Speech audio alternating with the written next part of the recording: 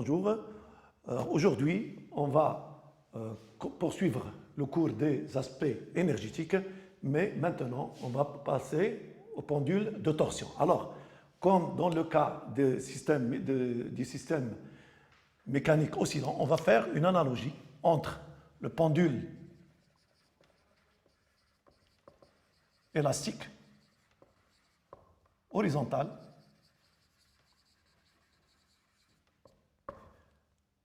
et le pendule de torsion.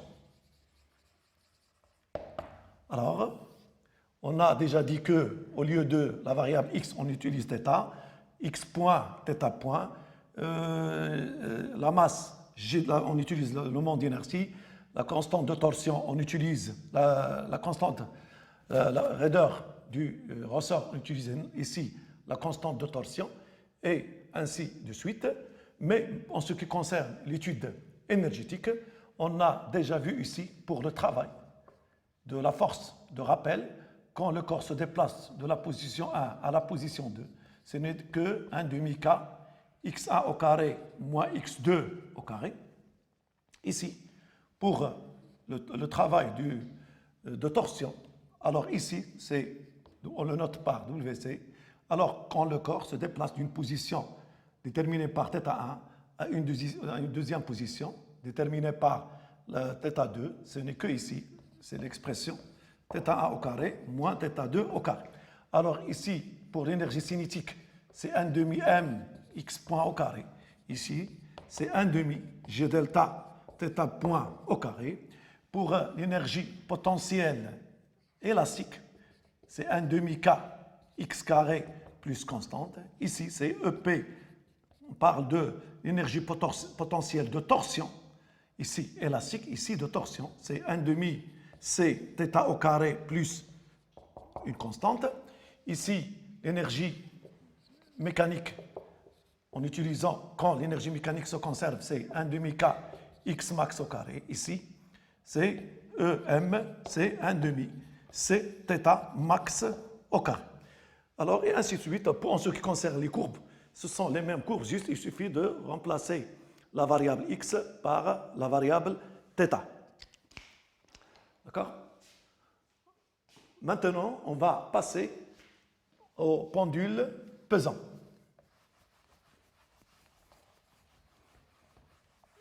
Alors, pour le pendule pesant, on considère une tige mobile autour d'un axe fixe horizontal. Elle est en mouvement dans un plan vertical. Son centre d'inertie est là. Alors ici, c'est le point O. Alors, on suppose que le sens du mouvement positif est vers le haut. Alors ici, le poids, c'est ça. Alors ici, si je veux l'expression de l'énergie cinétique, alors pour l'expression de l'énergie cinétique, ce n'est que EC, la tige est en mouvement de rotation, ce n'est que G delta θ point au carré. Alors, en ce qui concerne l'expression de l'énergie potentielle de pesanteur, on l'a déjà vu l'année dernière, comme énergie cinétique pour un corps en mouvement de rotation. Alors ici, l'expression de l'énergie potentielle de pesanteur est toujours mgz plus constante ou bien mgz moins z0. Cette relation est valable soit quand le corps est en mouvement de translation ou bien en mouvement de rotation. C est une constante qui dépend de l'état de référence. Alors, ici, l'expression de, par exemple, ici, on prend l'état de référence quand la tige passe par sa position, ou bien l'état de référence, la position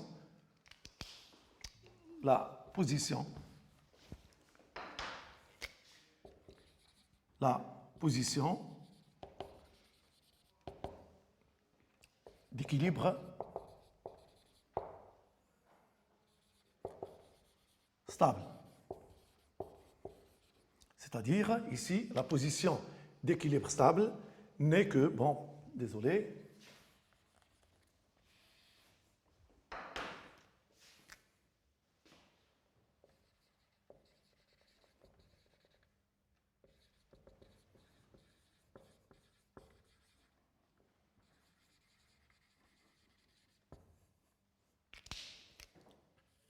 alors ici, la position d'équilibre stable est que, c'est là, c'est G0. Et l'état de référence appartient au plan horizontal. Alors, dans ce cas-là, l'axe, désolé pour le schéma, je vais la refaire.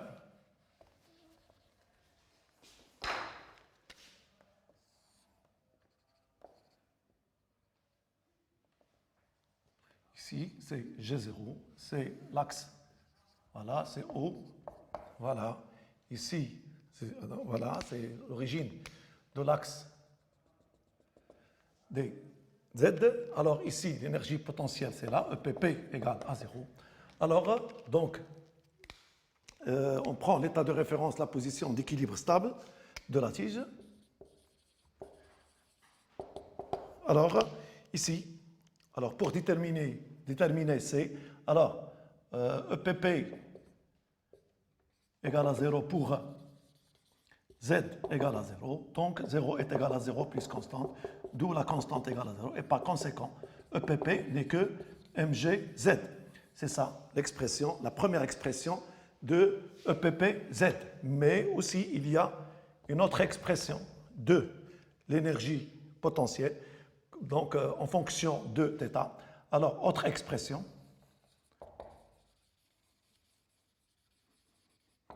de l'énergie potentielle de pesanteur. Alors ici, on va trouver l'expression en fonction de θ. Alors ici, on va projeter. Ici, c'est Z. Ici, c'est le point H, l'angle θ. Alors ici, donc, EPP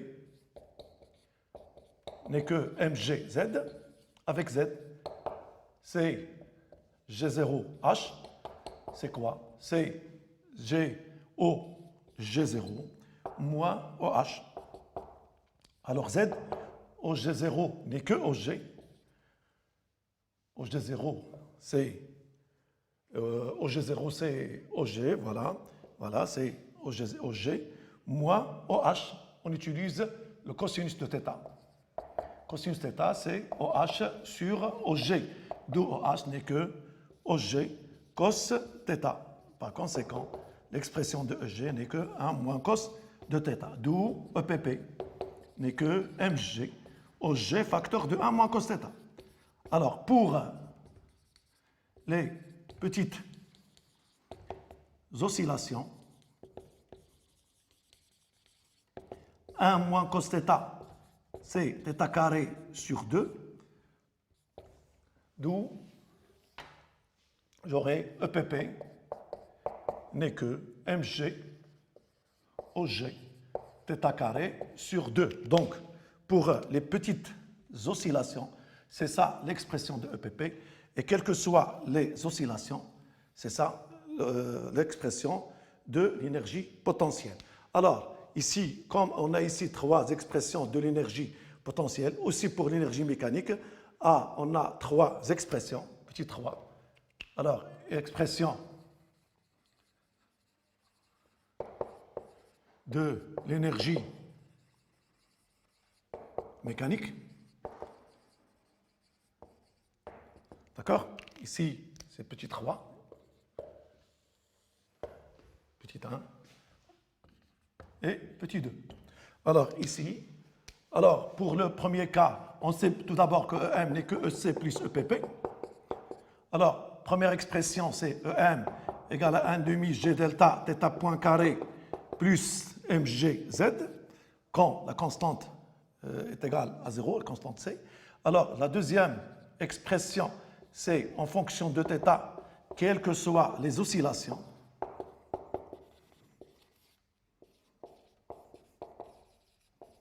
Et pour les petites oscillations, on a 1 moins cos θ, c'est θ carré sur 2, donc M, c'est 1 demi G delta. Θ point au carré plus mg au g, θ carré sur 2.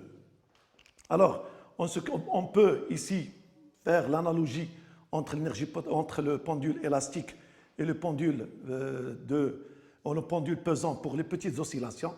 Et on peut démontrer, par exemple, que EM est constante,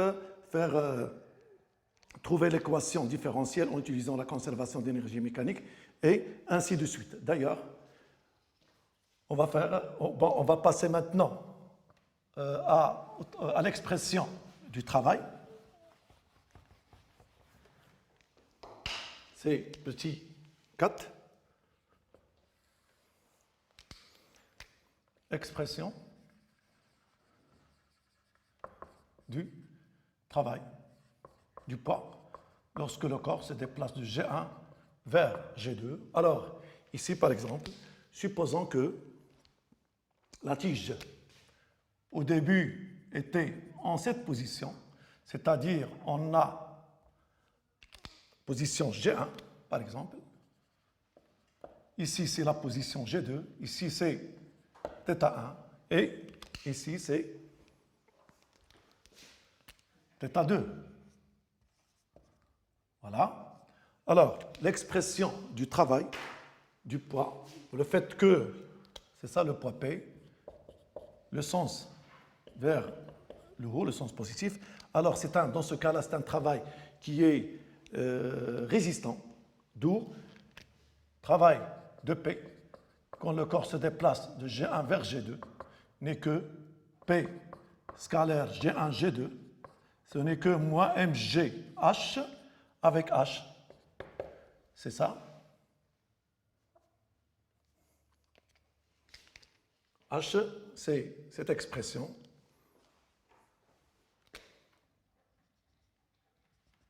C'est ça, le petit h, c'est-à-dire ici c'est H2, ici c'est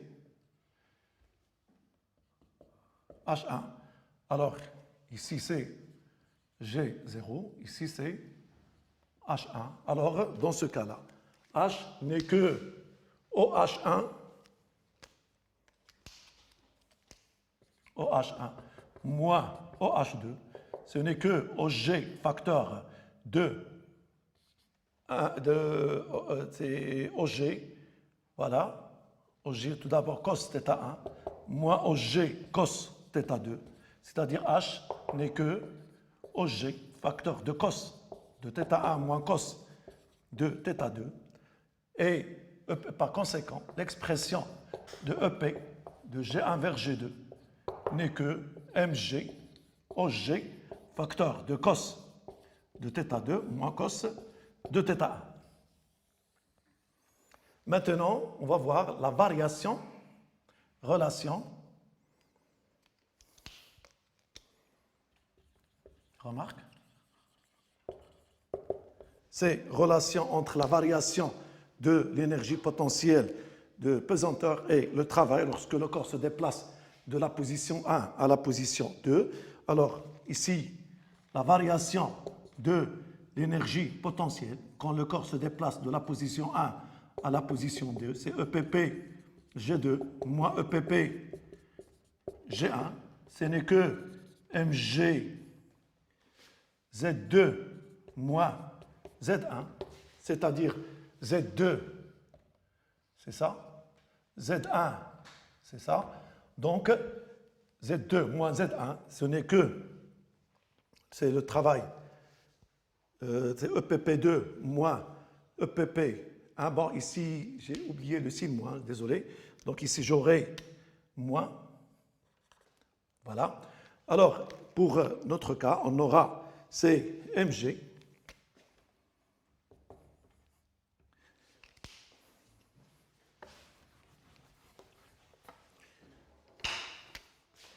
delta EPP, c'est mg, Z2 moins Z1, c'est H, et H n'est que OG, cos de θ1 moins cos de θ2. Alors, ici, qu'est-ce qu'on constate?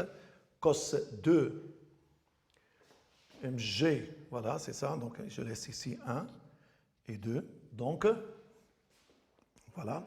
Alors, ici, delta EPP, donc on a dit c'est EPP 2 moins EPP 1, donc 2, pardon, ici 1. Ici, c'est lorsque je vais faire rentrer le signe moins, j'aurai cos θ1 moins cos de θ2. Alors, dans ce cas-là, qu'est-ce qu'on constate? On a travail de P lorsque le corps se déplace de la position 1 à la position 2 n'est que l'opposé de la variation de l'énergie potentielle de pesanteur. Le travail de P, ici, c'est le signe moins, hein, parce qu'ici, on a le moins. Donc, voilà. Alors, en comparant les delta EP, la variation d'énergie potentielle et le travail, on constate que le travail de P, lorsqu'il se déplace le corps du G1, G2, ou bien la tige, c'est l'opposé de la variation de l'énergie potentielle de pesanteur.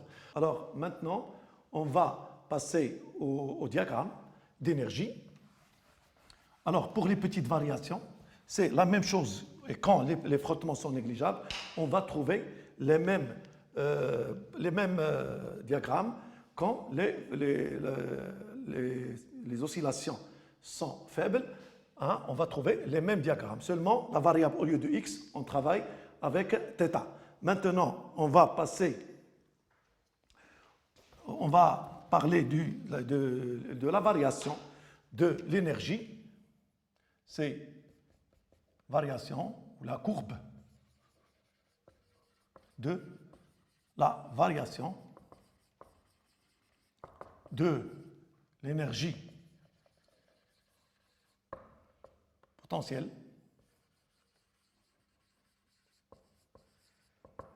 en fonction de θ. Alors, c'est le paragraphe numéro 5. Alors ici, on a la fonction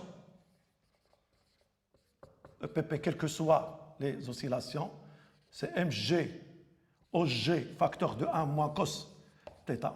Alors ici, on trace la variation de l'énergie potentielle en fonction d'état. Alors pour θ égale à 0, on a EPP, c'est 0. Pour θ égale à pi sur 2, on a, ou bien moins pi sur 2, on a, c'est mg OG, et pour θ égale à pi, ou bien moins pi. Alors, ici pi, donc cos pi, il y a moins 1 et moins 1, donc j'aurai 2 fois mg OG. Alors ici, pardon, c'est l'énergie potentielle, presque le double. C'est à peu près, donc, voilà.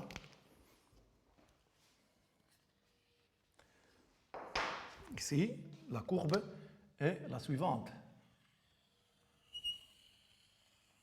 Alors, dans ce cas-là, on va s'intéresser à deux cas. On va s'intéresser à deux cas, désolé.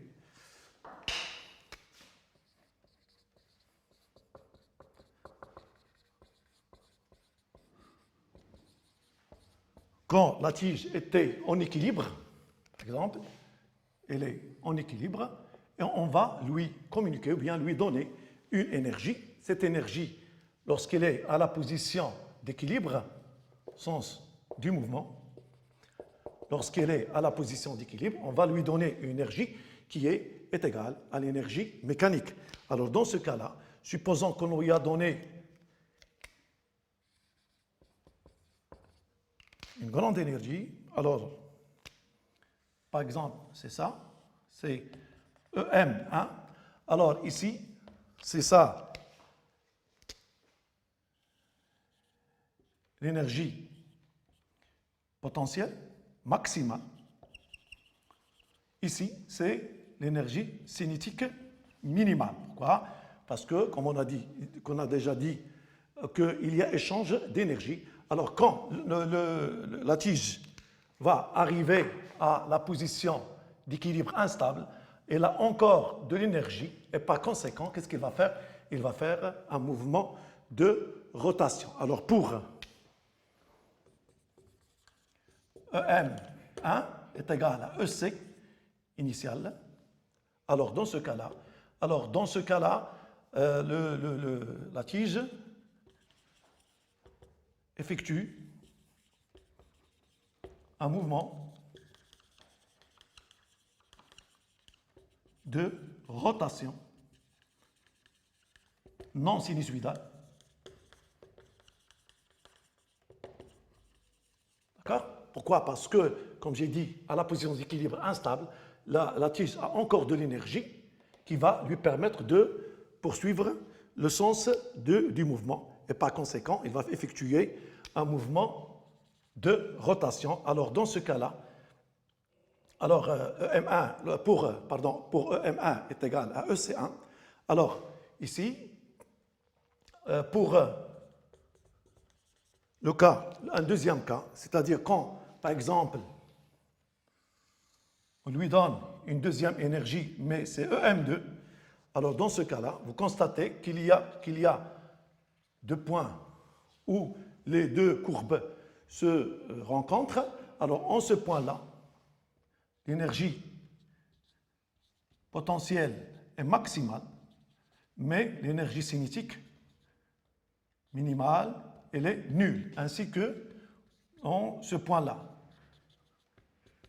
L'énergie potentielle est maximale. Alors, le fait qu'il va avoir une énergie cinétique nulle, qu'est-ce qu'il va faire? Elle va retourner en cette position, par exemple, un θ max, ici, moins θ max, elle va retourner dans le sens inverse et par conséquent, elle va toujours effectuer un mouvement de rotation, mais non sinusoïdal. Pourquoi? Parce que θ max, vous constatez qu'elle est comprise entre pi sur 2 et pi, c'est-à-dire qu'elle est supérieure à pi sur 12. Alors ici, c'est en radian.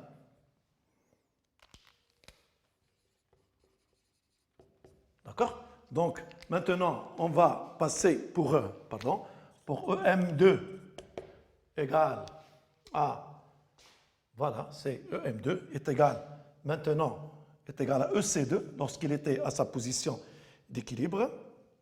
Alors, on a dit que la tige effectue un mouvement de rotation non sinusoïdal. D'accord? Alors, maintenant, on va passer au dernier paragraphe, le cas particulier du pendule pesant, qui est le pendule. Maintenant, c'est le pendule ici c'est le pendule pesant, c'est grand 3. Le pendule le pendule simple. Alors ici, c'est pendule simple. On va faire la même étude que dans le cas du pendule pesant, puisque le pendule simple est un cas particulier du pendule pesant. Alors, on va trouver, sachant que G delta est ml carré et OG égale à L. OG, c'est L sur 2. Alors, dans ce cas-là, l'expression de EC ne va pas changer, c'est 1 demi G delta θ point carré, c'est 1 demi, ici c'est M, L carré, θ point au carré, et EPP, l'énergie potentielle, en utilisant toujours les mêmes conditions, c'est-à-dire l'état de référence, la position d'équilibre stable, etc. Alors on va trouver ici que l'expression c'est mg OG en fonction θ moins cos θ avec OG, c'est mg. Dans ce cas-là, c'est L sur 2. Facteur quand il s'agit d'un pendule élastique, d'un pendule pesant, pardon, lorsqu'il s'agit d'un pendule simple, ici c'est OG est égal à L, ici c'est, voilà, alors c'est OG est égal à L, pardon. Alors ici, G delta, c'est 1 demi ml au carré, ici c'est mg, ici c'est L, facteur mgl, facteur de 1, moins cos θ. Pour les petites oscillations,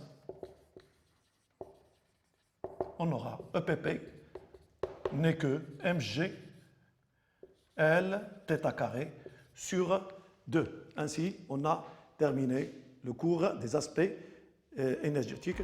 Au revoir.